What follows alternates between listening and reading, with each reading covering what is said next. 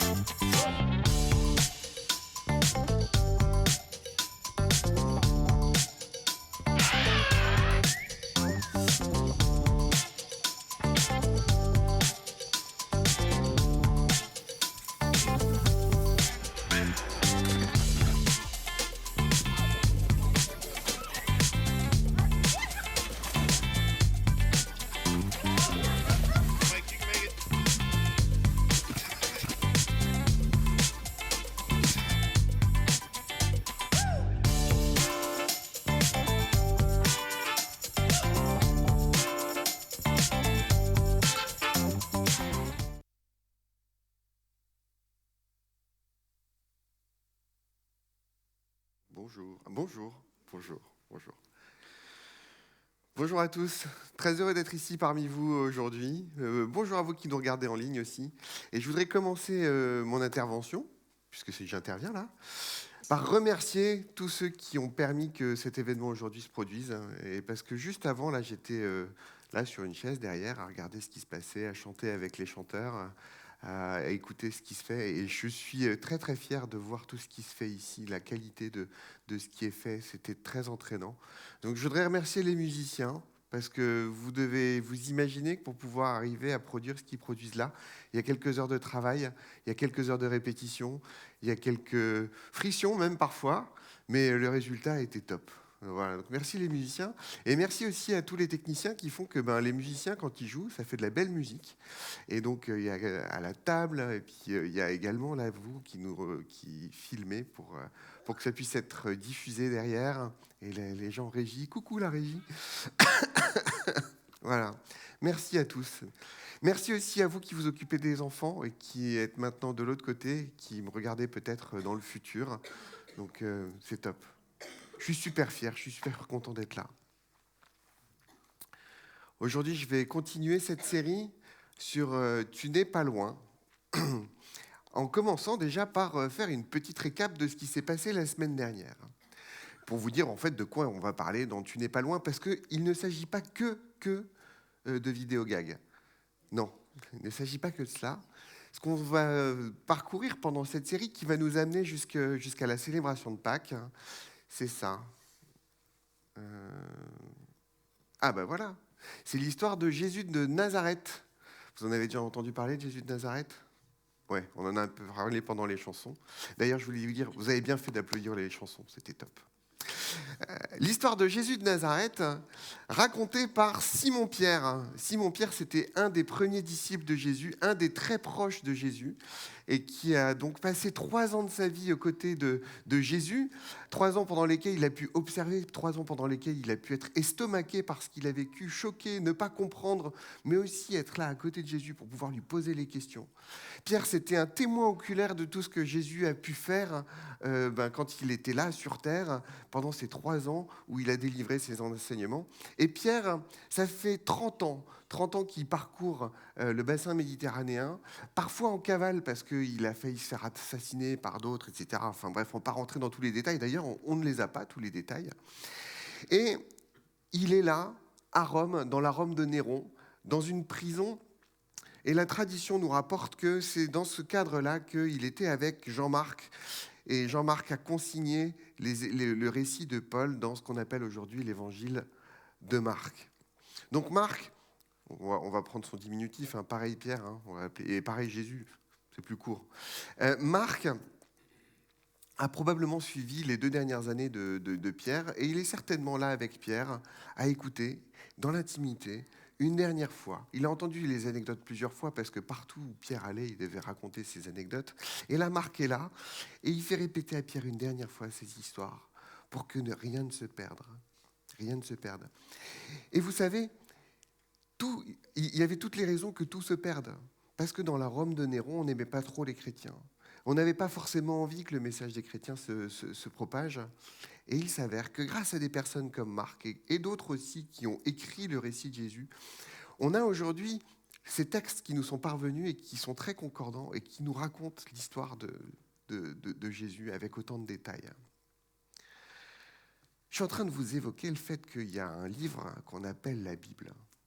La Bible, ce gros livre avec plein de livres dedans, c'est peut-être un livre aussi qui vous fait peur. Un livre qui, quand je vous dis on va lire dans la Bible, vous êtes en train de me dire oui, d'accord, ok, mais ça c'est écrit dans la Bible, mais ça aussi c'est écrit dans la Bible. Ah ah. Oui. Alors, peut-être que si vous êtes en froid avec la Bible, que si c'est un livre qui vous met mal à l'aise, le titre aujourd'hui c'est malaisant, mais c'est pas par rapport à ça. Si voilà, cet écrit, vous n'êtes pas forcément à l'aise avec lui, juste dites-vous que ce qu'on va lire aujourd'hui, c'est des textes de témoignages où des gens ont pris un soin particulier pour que ces témoignages puissent nous parvenir jusqu'à présent. Et on va se projeter dans cette intimité qu'il y a entre Pierre et Marc au moment où ils sont en train de consigner cette écriture. Et qu'on va lire donc dans l'évangile de Marc. Vous savez ce que ça veut dire, évangile ? Évangile, c'était la bonne nouvelle. Et donc, oui, j'ai devanté. Marc n'était pas en train d'écrire la Bible au moment où ils étaient ensemble en train de discuter. Marc était en train de documenter le témoignage de Pierre. Et on est témoin de ces documents aujourd'hui. Il s'avère que dans les siècles qui ont suivi, l'Église a souhaité rassembler tous ces écrits et rajouter ça avec l'Ancien Testament, qui étaient les écrits des Juifs, pour pouvoir composer ce qu'on appelle aujourd'hui la Bible. Mais à ce moment-là, Marc est juste en train d'écrire la Bible, juste en train d'écrire le témoignage de Pierre. Et voilà comment ça commence. La bonne nouvelle de Jésus-Christ, Fils de Dieu, commence ici. Et la dernière fois, on a insisté sur cette partie Fils de Dieu, mais c'est fou. Comment est-ce que Pierre, tu peux être sûr que c'est le Fils de Dieu ? Alors, Pierre l'a vu agir de 1000 manières. Et je vous invite à regarder dans le streaming de la semaine dernière ce que Pierre en disait. Mais Pierre était convaincu que Jésus était le Fils de Dieu après ces 3 ans qu'il a passé avec lui. Au point qu'il a vraiment passé ces 30 années suivantes à consacrer sa vie, à faire en sorte que le message continue à passer. Lorsque Jean eut été arrêté, Jésus se rendit en Galilée. On est un peu plus loin dans le premier chapitre. Et il y prêcha la bonne nouvelle de l'évangile qui vient de Dieu. Et les chrétiens, on a parfois ce raccourci de penser que la bonne nouvelle, c'est juste, même si c'est grandiose et énorme, mais ça s'arrêterait au fait que Jésus est mort pour mon péché. Et donc, si je mets ma confiance en lui quand je vais mourir, eh ben, j'irai au ciel et je serai auprès de lui. Entre-temps, il faut que je me comporte bien. Je ne dis pas que c'est faux. Je dis juste que ça, c'est un peu réducteur par rapport à ce que peut être l'évangile. Et en particulier, au tout début de ce temps de Jésus sur terre, quand il annonce la bonne nouvelle, il n'est pas encore mort. Il n'est pas encore ressuscité.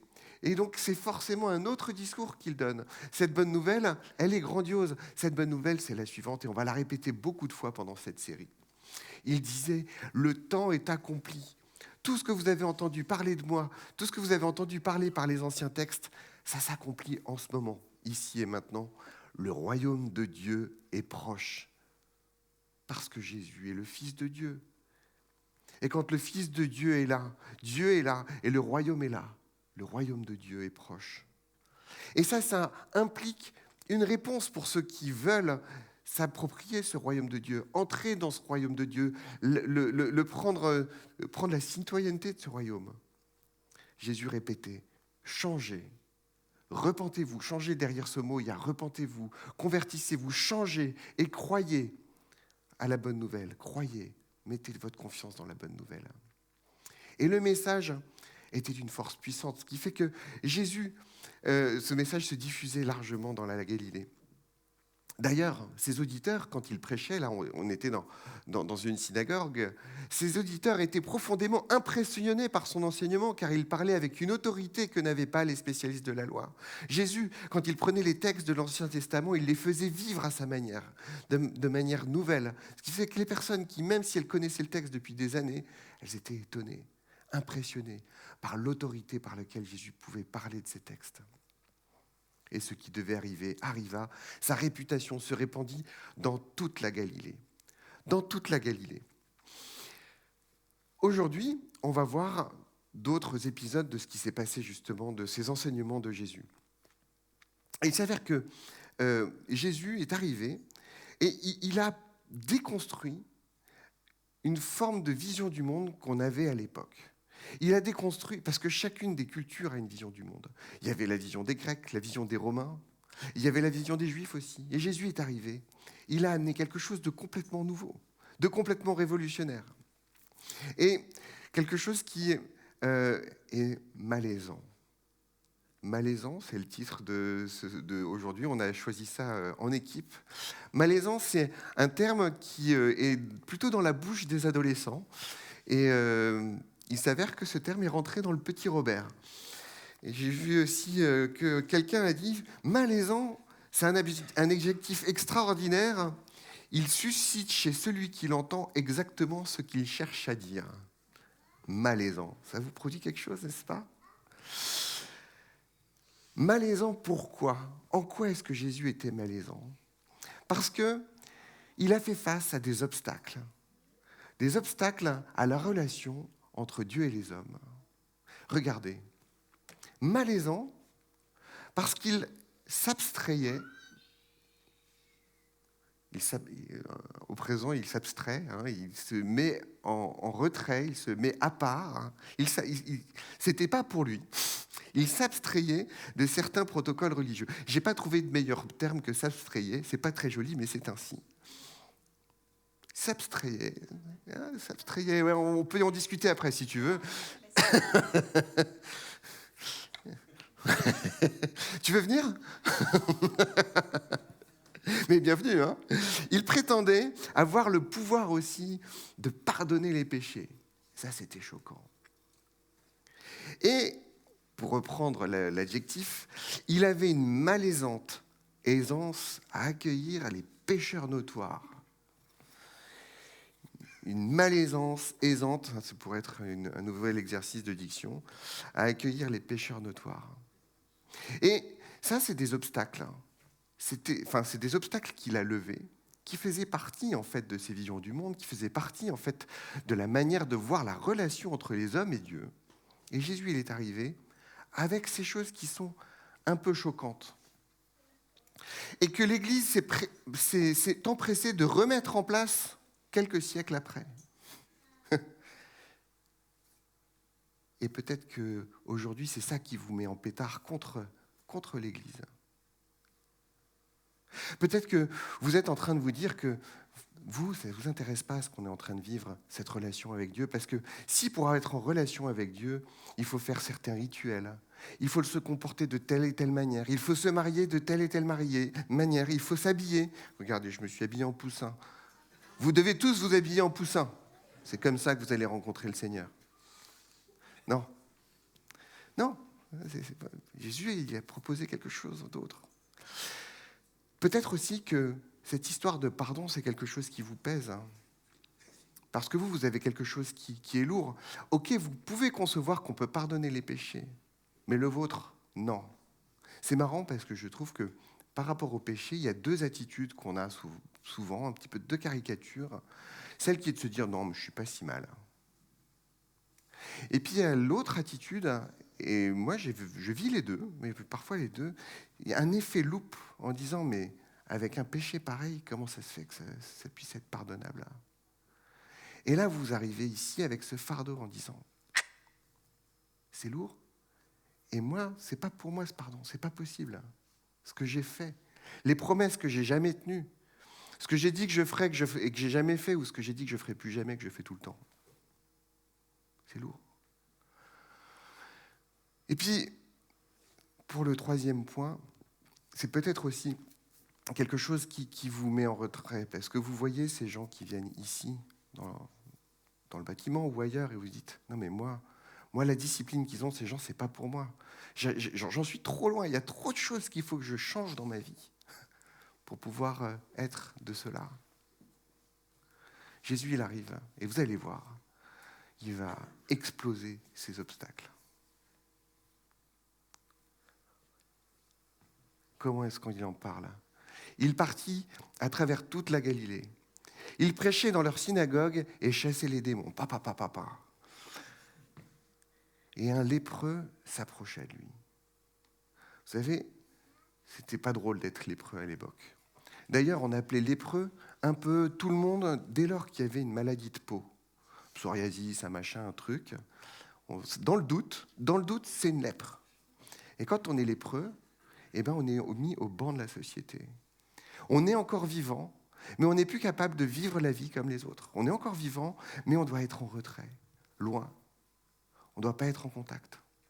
Et on voit notre conjoint qui s'éloigne de nous et qui va peut-être s'attacher à quelqu'un d'autre qui va élever nos enfants. On vit notre vie par procuration devant son poste de télévision. Ouais, d'accord. Il y en a qui ont compris. On apprend dans la presse à scandale la vie des autres qui s'étale. Voilà, c'est ça.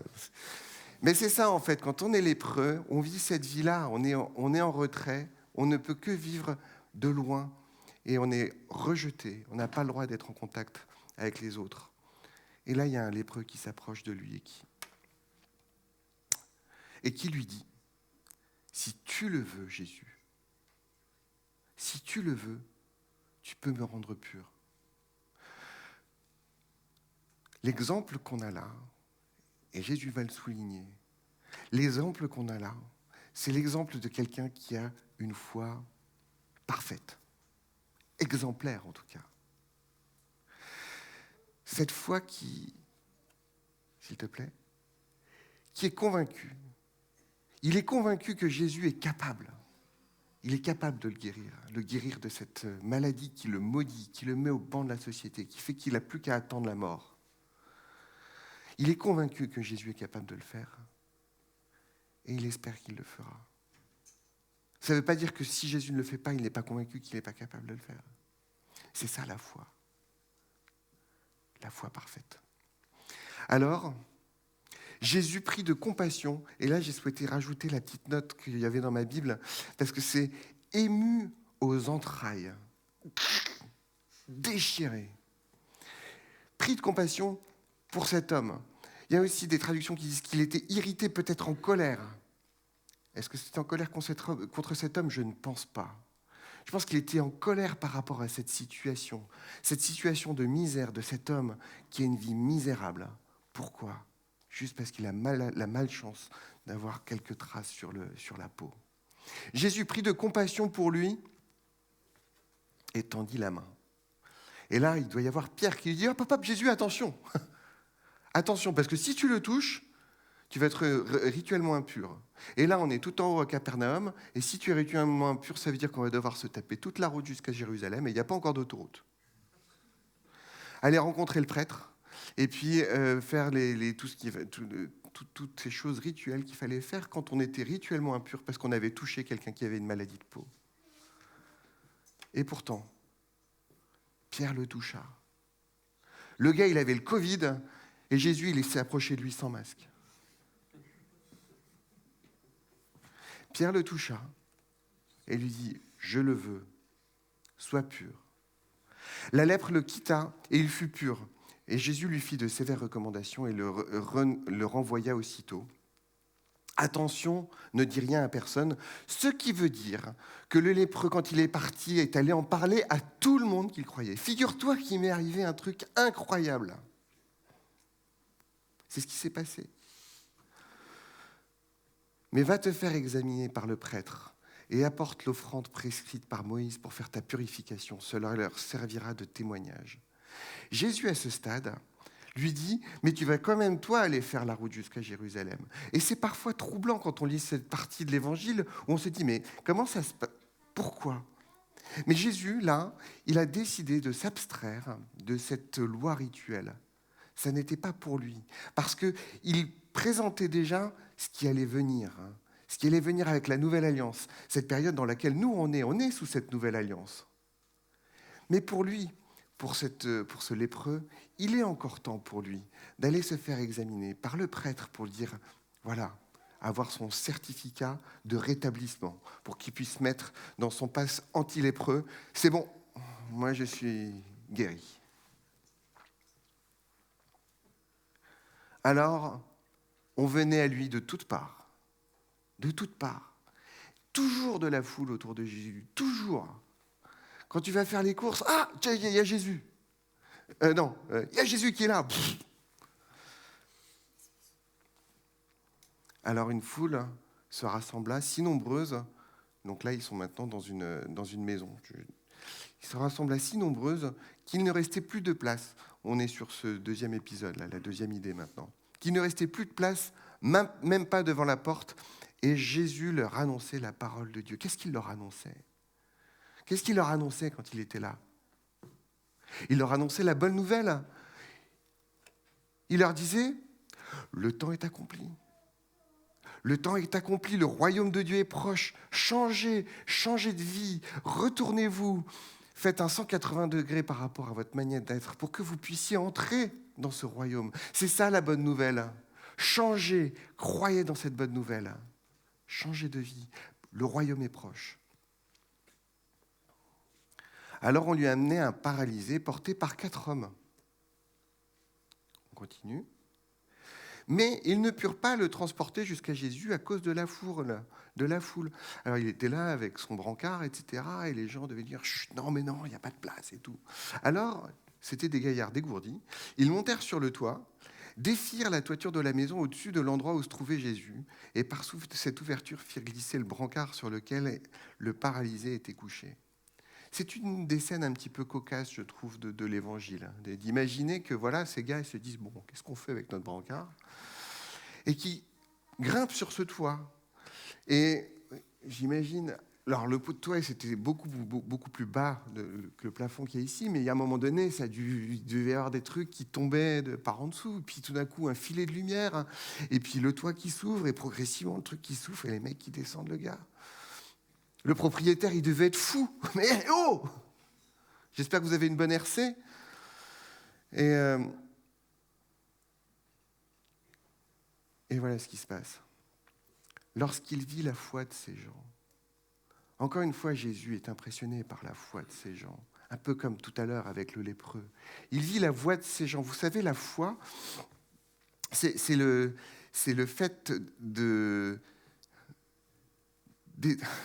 c'est pas juste de croire, c'est d'espérer en plus qu'il y a cette chose qui va se produire.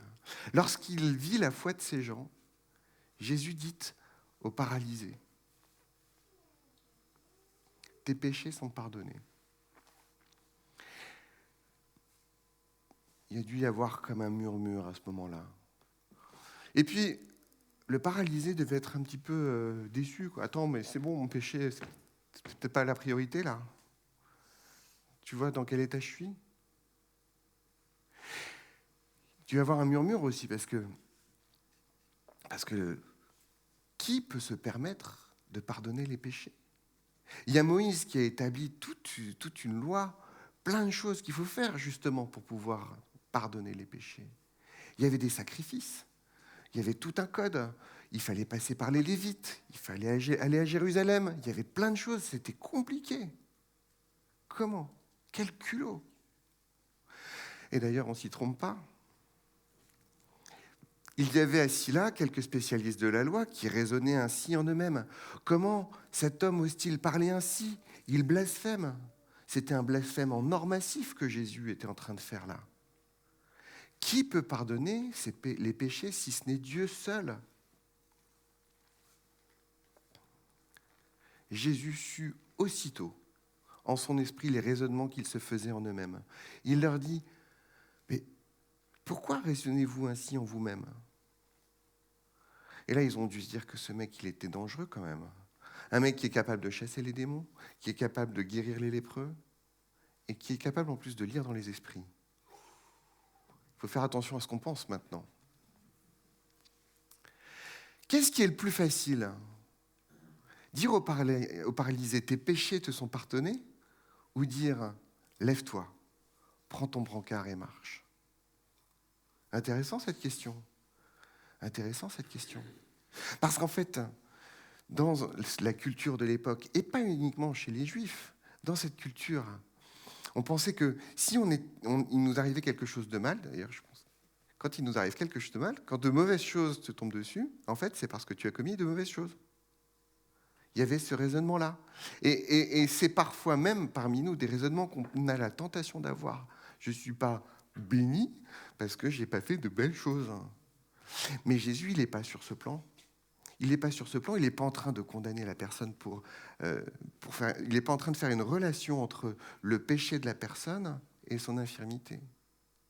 Il est plutôt en train d'avoir cette vision qui nous vient du tout début de l'histoire de la relation avec Dieu, dès la Genèse, qui est de dire que le péché est rentré dans le monde, et parce que le péché est entré dans le monde, alors le monde est maudit. Et les uns et les autres ont subi la souffrance. Et les uns et les autres, on est condamnés à mort, à mourir. On va tous mourir. Voilà. On va tous mourir. Et Jésus ne fait pas cette corrélation entre les deux. Mais vous savez, dans cet Ancien Testament, au niveau de la Genèse, il y a cette implication. Le péché amène une conséquence, amène cette malédiction. Voilà ce que dit Jésus. Vous saurez que le Fils de l'homme a sur la terre le pouvoir de pardonner les péchés. Et comment est-ce qu'on va savoir ça ? On va savoir ça parce qu'il va être capable, lui, de défaire les effets de la malédiction induite par le péché. S'il est capable de défaire cette malédiction, ça veut dire qu'il est certainement capable de pouvoir pardonner ces fameux péchés. Alors voilà ce qui se passe. Il déclara au paralysé, « Je te l'ordonne, lève-toi, prends ton brancard et rentre chez toi. » Aussitôt cet homme se leva, prit son brancard et sortit devant tout le monde. Tous en furent stupéfaits et rendirent gloire à Dieu en disant, « Nous n'avons jamais rien vu de pareil. Nous n'avons jamais rien vu de pareil. »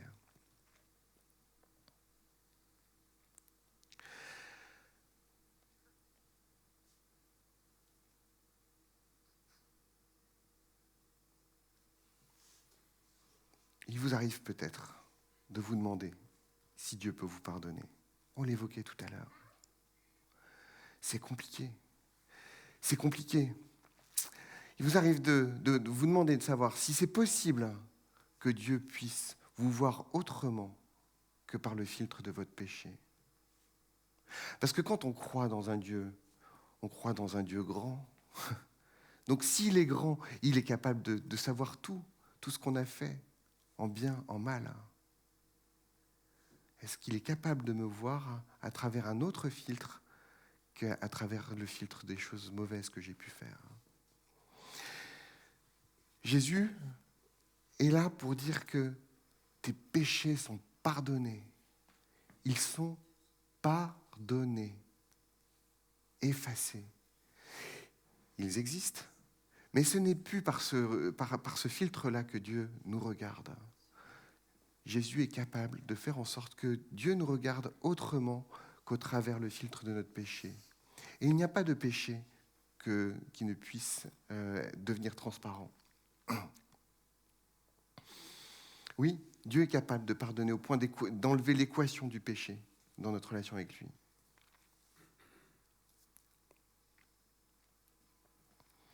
Jésus racontait, le temps est accompli. Le royaume des dieux est proche. Changez et croyez la bonne nouvelle. Ce temps est accompli où on n'a plus besoin de faire ces sacrifices d'animaux, où on n'a plus besoin d'avoir tous ces rites. qui nous donnait peut-être une bonne conscience sur le coup, mais dont on se rendait bien compte que bon, ça n'avait pas forcément le sens qui était voulu. Et là, Jésus, le Fils de Dieu, il descend et il dit, j'ai le pouvoir de pardonner ton péché. Tes péchés sont pardonnés. Changez et croyez. Croyez.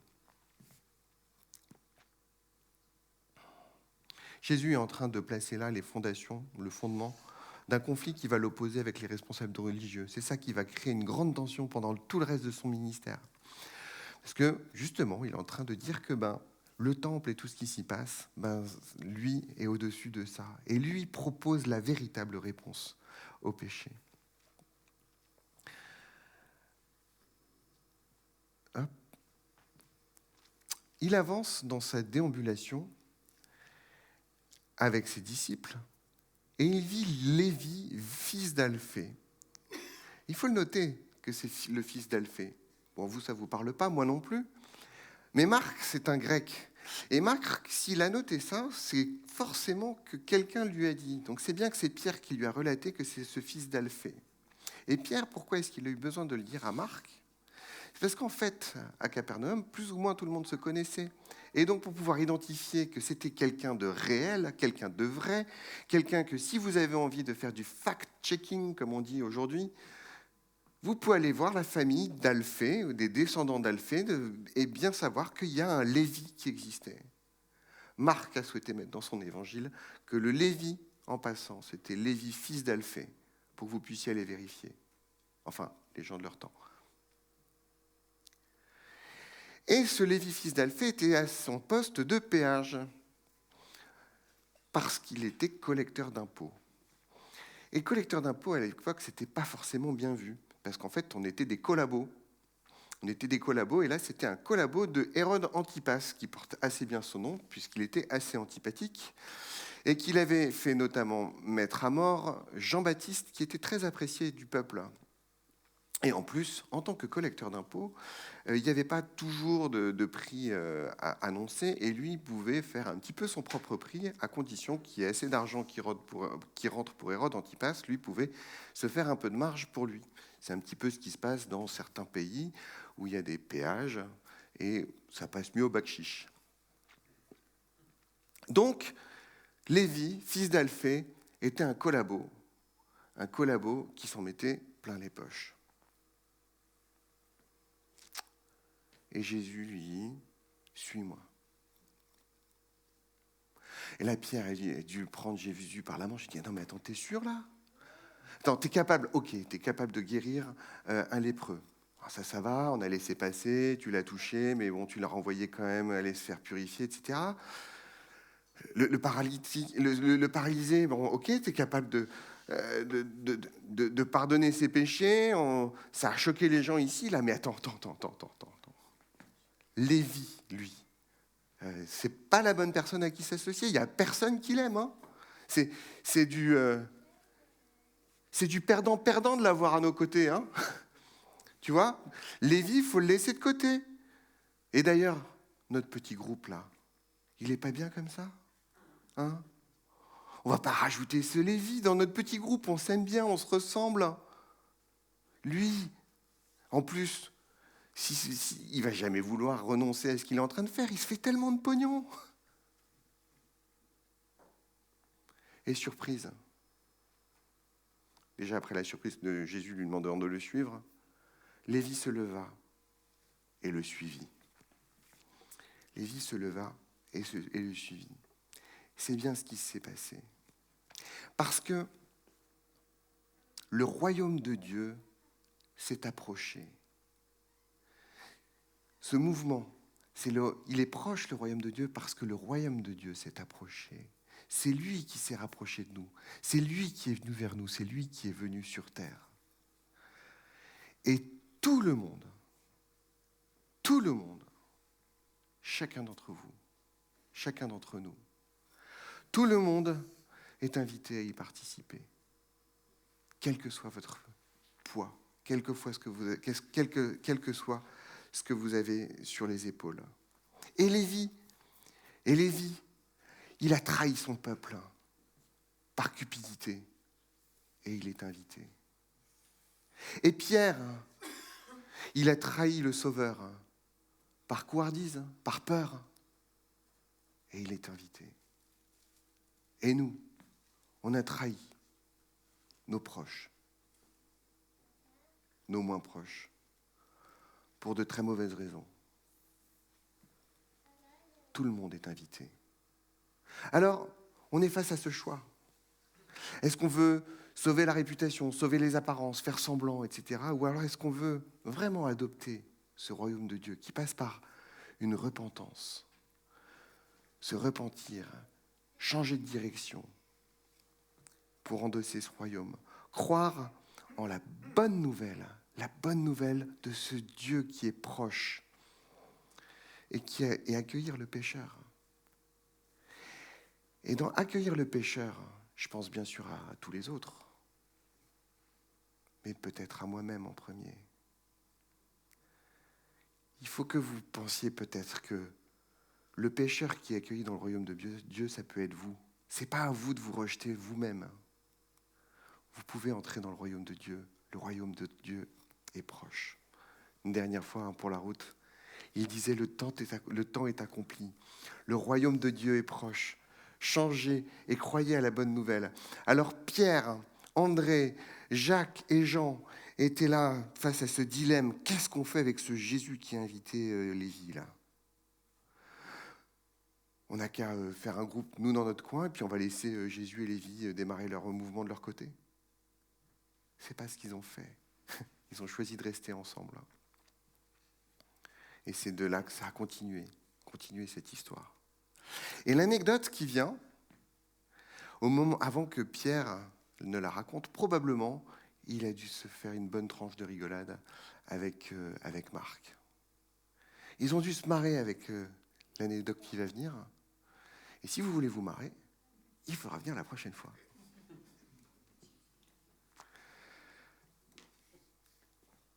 Je vais inviter les musiciens à monter et je vais prier pendant ce temps-là. Seigneur Dieu, merci de t'être approché de nous, merci d'être venu sur cette terre. Et tu vois tous ces obstacles que l'on met qu'on a la tentation de mettre entre nous et toi, qu'on a l'intention de mettre entre les uns et les autres et toi. Et Seigneur, c'est pas du tout comme ça que tu voyais les choses. Merci pour ces exemples où tu nous montres à quel point tu as souhaité aplanir le chemin, souhaité rendre facile l'accès. Il n'y a pas de loi rituelle qui tienne, il n'y a pas de magie qui tienne. Tu es disponible, tu es prêt à t'approcher de nous. Et tu es prêt à nous pardonner pleinement, parce que tu es capable de le faire, parce que toi tu es le Fils de Dieu, et tu es prêt à réconcilier même celui qui est encore aujourd'hui empêtré dans son péché.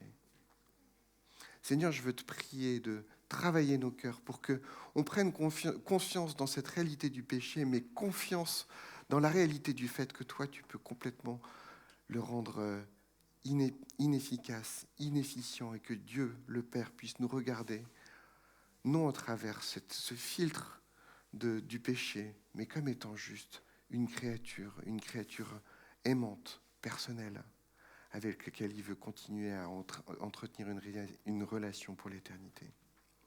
Merci pour ce que tu as fait pour nous. Merci pour ta proximité.